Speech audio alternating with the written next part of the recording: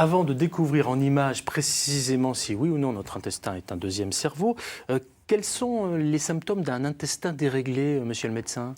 L'intestin déréglé peut entraîner plein de symptômes, que ce soit au niveau digestif, on connaît les ballonnements, les troubles du transit, etc. Mais aussi tout là-haut, au niveau du cerveau, parce que l'intestin et le cerveau communiquent très très bien. Et donc si on n'est pas bien au niveau de notre intestin, on peut faire de la dépression, on peut faire une baisse de morale et plein d'autres maladies beaucoup plus complexes. On voit l'image, un dessin, une anatomie. Expliquez-moi où est l'intestin précisément dans tout ça. L'intestin, c'est tout ce qui est colorié. Vous avez le gros côlon, celui qui est le plus gros que l'on voit en marron foncé, et puis l'intestin grêle, qui est le petit intestin. On a à peu près 8-10 mètres de tubes digestifs dans notre corps. D'accord. Alors pourquoi et comment faut-il prendre soin de son intestin? Quelques éléments de réponse en couleur. Oh, j'avais la peur au ventre. Ah, ça, c'est ton deuxième cerveau qui a parlé. Depuis la sortie en 2014 du best-seller Le charme discret de l'intestin, vendu à 5,5 millions d'exemplaires, dont 1,2 million en France, plus personne n'ignore que notre intestin agit comme un deuxième cerveau. Et oui, notre tube digestif, qui mesure 8 mètres de long, renferme pas moins de 200 millions de neurones. Autant que dans le cerveau d'un chat ou d'un chien. Un véritable système nerveux autonome. Et 80% de ces cellules nerveuses sont chargées de transmettre des informations au cerveau. Les scientifiques ont découvert que notre cerveau entérique, celui du ventre, produit 95% de la sérotonine, un neurotransmetteur qui participe à la gestion de nos émotions. On savait que ce que l'on ressentait pouvait agir sur notre système digestif. On découvre que l'inverse est vrai aussi. Notre deuxième cerveau joue avec nos émotions.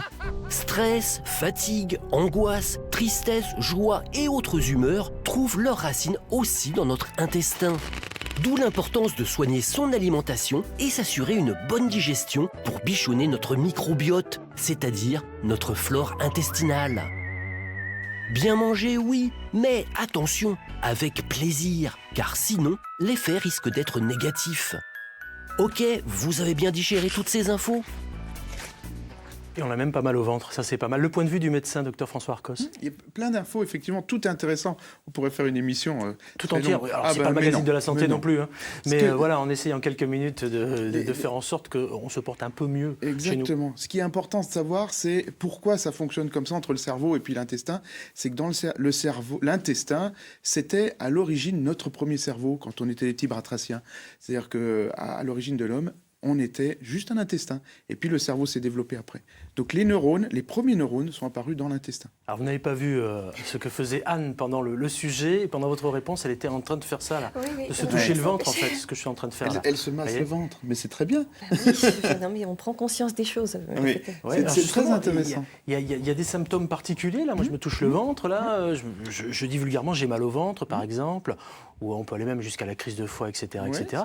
À quel moment on sent la différence et à quel moment c'est l'intestin qui nous parle? L'intestin parle dès que vous sentez ballonné, dès que vous avez des gargouillis, dès que vous avez mal en bas du ventre. Hein. L'estomac est plutôt haut, par ici. L'intestin, c'est vraiment la partie basse de l'abdomen. L'alimentation joue beaucoup. C'est-à-dire que si vous avez une alimentation qui est déséquilibrée, qui ne vous convient pas, vous allez produire des mauvais microbes, on va dire, des mauvaises bactéries dans votre intestin qui vont proliférer. Et tout ça, ça produit des gaz, ça produit des douleurs, des spasmes, etc. Je vous propose de regarder un petit peu ce qui se passe aussi du côté de notre standard. Place à l'interaction, 0805 383 383, avec la question de Lys. Nous vous écoutons, Lys. J'ai remarqué depuis quelques temps que lors de mes journées d'examen ou quelques jours avant, mes humeurs passaient beaucoup par mon ventre. Je vivais des choses, des ballonnements que j'arrivais pas forcément à contrôler. Puis, à contrario, quand je vis des choses très joyeuses ou quand je suis très heureuse, j'ai ce qu'on appelle des petits papillons dans le ventre. Donc, je me posais la question si ce que je vivais à l'intérieur était forcément lié à mon cerveau ou si c'était quelque chose qui était propre à certaines personnes.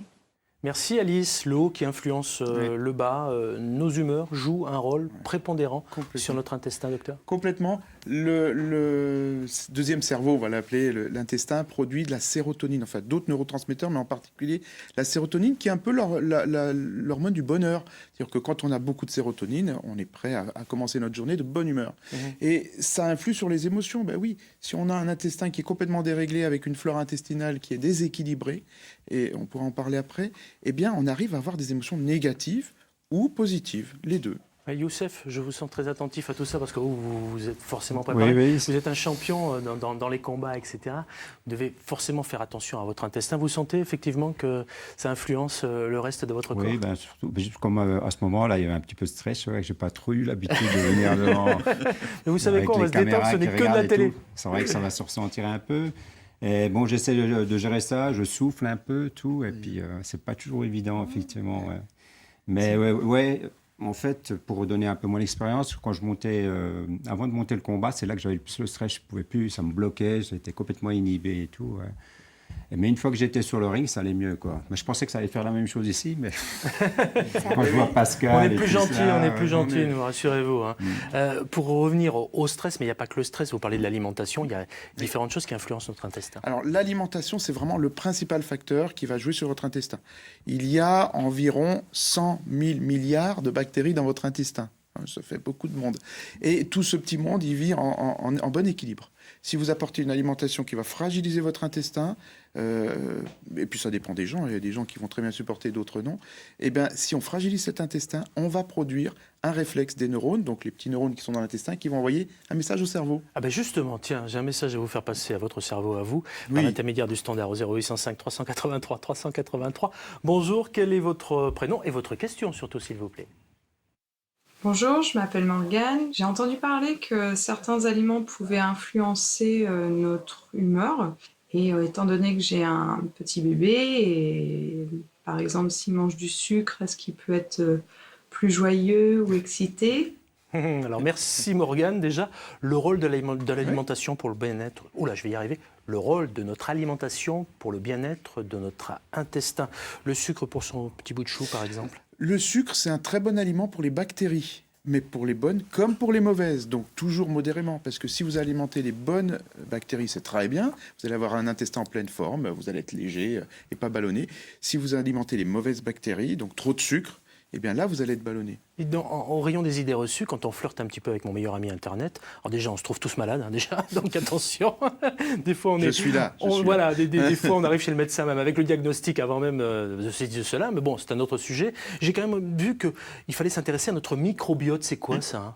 Donc, ce que je vous disais depuis tout à l'heure, l'équilibre entre les bons et les mauvais microbes, les bactéries, ça s'appelle le microbiote. C'est ça, la microbiote? Le microbiote, la flore intestinale, on dit aussi. D'accord. C'est le microbiote, c'est plus joli. Donc, si elle est déséquilibrée, cette microbiote, il y a un problème. La dysbiose, puisque c'est le déséquilibre de microbiote, et bien là, il y a un problème, et ça va aller très loin, puisqu'on est maintenant sur des études qui vont montrer le rôle prépondérant du microbiote sur l'autisme, mais aussi sur l'Alzheimer et sur d'autres pathologies neurodégénératives. Ah, mais ça fait un partout. Ben oui, mais je suis intimidé, quoi, devant vous. Non. Arrêtez, n'importe quoi. Non, sérieusement, à quel moment on doit s'inquiéter, docteur? Moi, je pense que devant tout signe digestif qui traîne, qui dure, on va dire, plus d'un mois, eh ben, il faut consulter son médecin. Après, on peut toujours nous-mêmes rééquilibrer notre alimentation. On le sait quand on fait des erreurs, quand on fait des excès. Donc on se rééquilibre, on diminue l'apport en graisse, en sucre, en alcool. Et puis si ça passe pas, il faut voir son médecin. Qui va nous diriger peut-être vers le gastro-entérologue. Éventuellement, ouais. Ou vous donner des probiotiques. Je ne vous ai pas parlé de ça, mais c'est un bon moyen de rétablir la flore. On va donner à manger à nos bonnes bactéries pour qu'elles prolifèrent et pour qu'elles nous rendent... En bon état, en plénitude. Eh ben merci pour ces précieux conseils en quelques minutes. Évidemment, c'est sympa de nous avoir dit plein d'infos sur ce fameux intestin. Ce qui est sympa aussi, c'est de pouvoir nous joindre. Regardez par exemple, ça va s'afficher sur l'écran. Voici le numéro de téléphone 0805 383 383, comme l'a fait tout à l'heure Morgane Ellis, et les Facebook le matin de France 3 Bourgogne-Franche-Comté.